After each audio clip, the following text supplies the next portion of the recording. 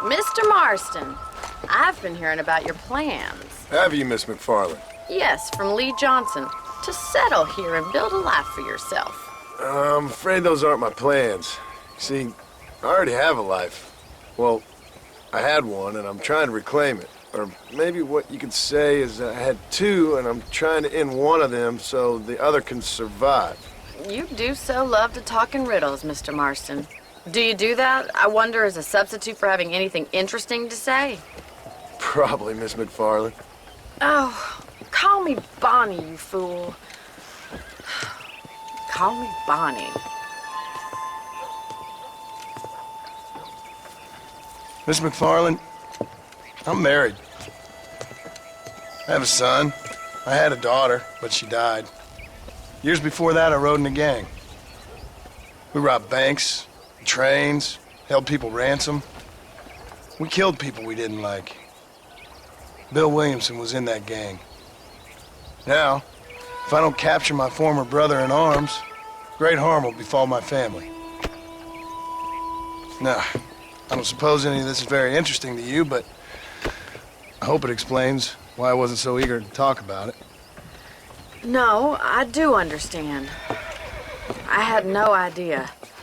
You poor man. Even in this new country, memories don't really fade. My father was an illiterate Scot born on the boat into New York. He never saw his homeland, but to hear him talk about it, you'd imagine he only ever ate haggis and wore a kilt. And he hated the English for what they had done to his great-grandparents that he'd never met. People don't forget. Nothing gets forgiven. That's true, especially when it comes to money.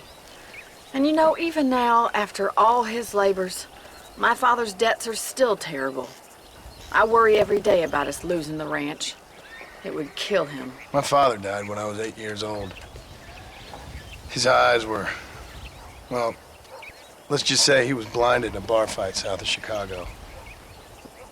My mother died during childbirth. She was a prostitute and he was her, well, I don't know what he was. So I was sent off to an orphanage and ran away and fell in with a gang. My word. What a difficult life you've lived. The leader of the gang taught me how to read, taught me how to see all that was good in the world. He was a great man in a way. But you killed people. Sure. And I've suffered for it. And that's the life I left, or tried to leave. Said too much, Bonnie. I'm an uneducated killer, sent here to do all I can do well.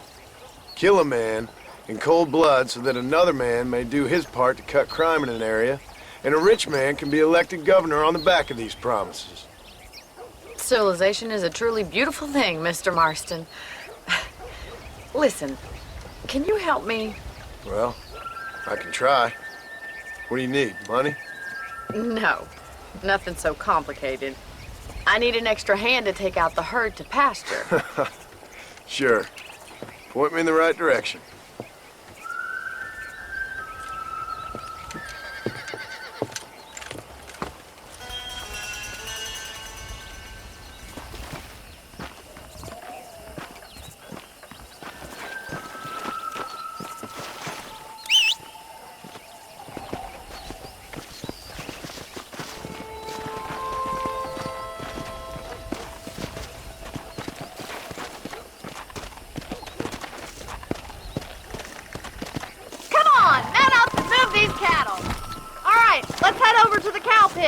It's about time a budding farmer such as yourself learned how to herd cattle.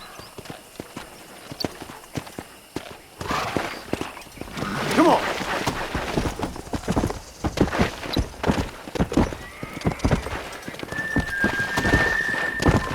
Thank you for telling me all that back there. It must have been hard for you. I hope you understand now why I've been playing my cards somewhat close to my chest. I didn't know you had a wife and child. Then again, I don't think I ever asked. They're lucky to have a man like you. I ain't so sure about that, but thank you.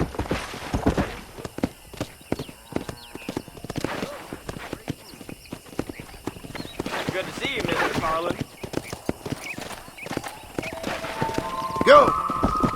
Easy now. Slow up. All right, let's see if you can herd cows as Hey well there. as you can charm humanity.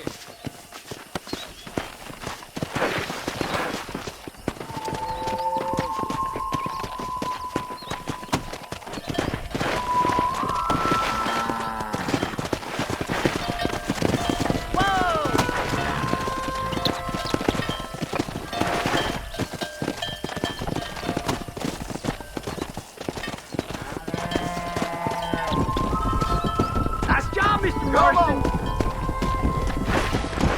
He's got it. That's Keep it. on moving. Drive them down the road, Mr. Marston. Yeah. Come on, easy up now. Howdy. Good boy, stop. Ain't that hard, is it?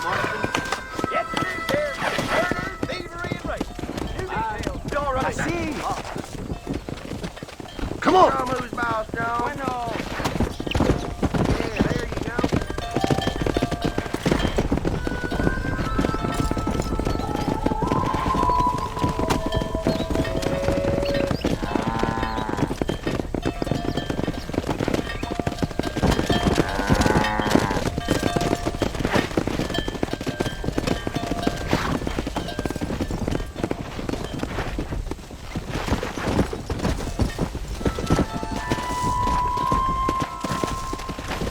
Come on.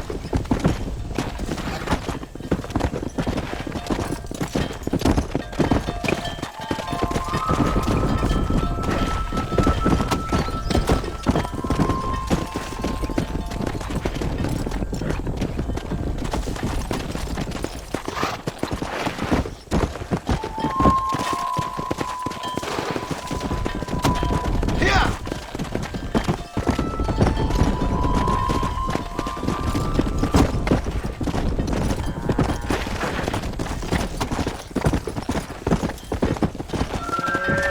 Keep going, Mr. Marston. Nearly there. He All just right, showing let's off move this now. large herd out to the far pasture.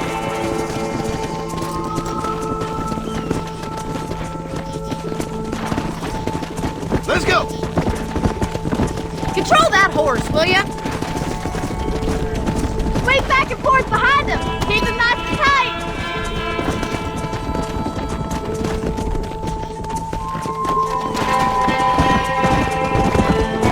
Come on, let's go. Let's go. Let's go.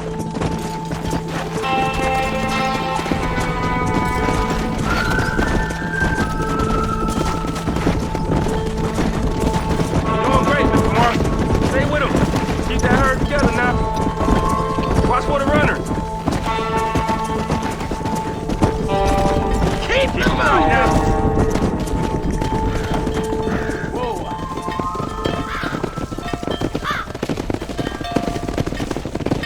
You're not bad with the herd. Ranching might be your true calling, Mr. Marston. Either that, or you were a cow in a past life. Thank you, Miss McFarland. I'll see you later. I have work to do back at the ranch. Let's get it. Whoa. Come on, Annabelle.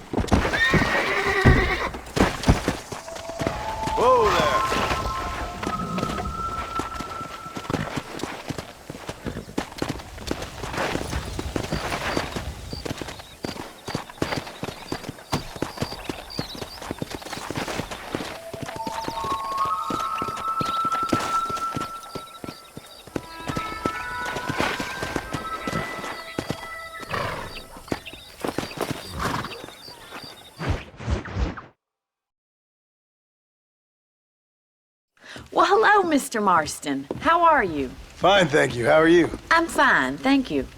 Did you meet my father? John Marston, this is my father, Drew McFarland. Pleasure to meet you, Mr. Marston. Please. So, my daughter informs me that you're here on some secret mission to remove some undesirables from the county. Something like that. I'm grateful for the hospitality, sir. Well, you know, we've lived here for 30 years now. Came here from the east. The land had never been settled. For 10 years, we fought the Indians. Tough men. Then we had outlaws, and we had drought, and we had smallpox, terrible winters, cholera. I buried more of my children than I raised. Sorry to hear that, sir. I've seen strong men wither and die under that unforgiving sun. That whole herds of cattle just take sick and die. But I've never once doubted my life here. No, sir. When I hear about this so-called federal government sending out agents to covertly murder and control people, then I start to worry. I mean, yeah, all right, Williamson is a menace, and men like him are the plague. But isn't a government agent a worse menace? And all that symbolizes, I mean. You may be right, sir. Well, you're a brave man. You're always gonna be welcome here. But you tell your friends out east that we don't want to live like that out here. Like sneaking around and spying and secret missions. Right? It's preposterous. Trust me, sir. I agree with you. Good. Good.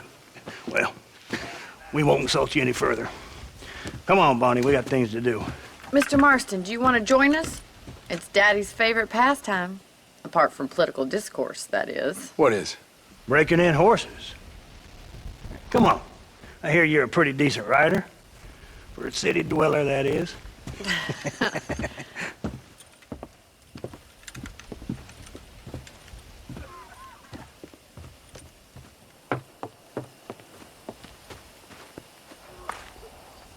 You're gonna need this, Mr. Marston.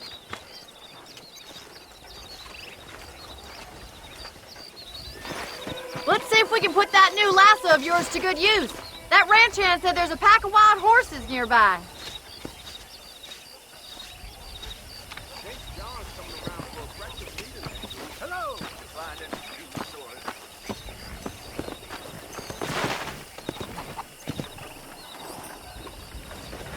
The world keeps turning. Time to get busy.